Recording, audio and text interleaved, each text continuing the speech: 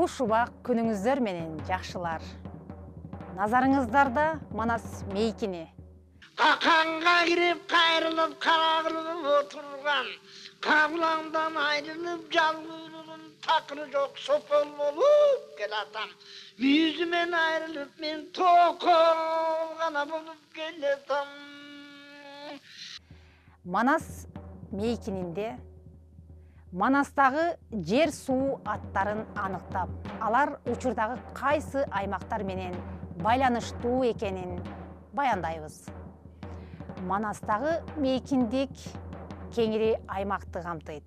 Айрыкча Сагынбай Орозбаковдун манасында 600гө жакын жер суу аталыштары орун алса, ага салыштырмалуу Саякбай Каралаевдин манасында 160га жакын жер суу аталыштарын жолуктурууга болот.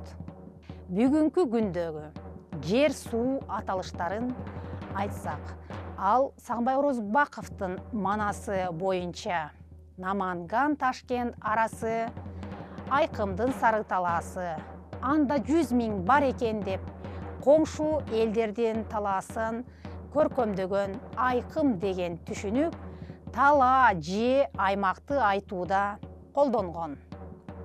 Кылыммын деп кыйынсып, Кытай жатыр биякта, бияк Австралия жердеген, атасынын көрү деп Картур жатыр тыякта деп кадимки эле өлкө Австралияны, Кытайды сүрөттөйт.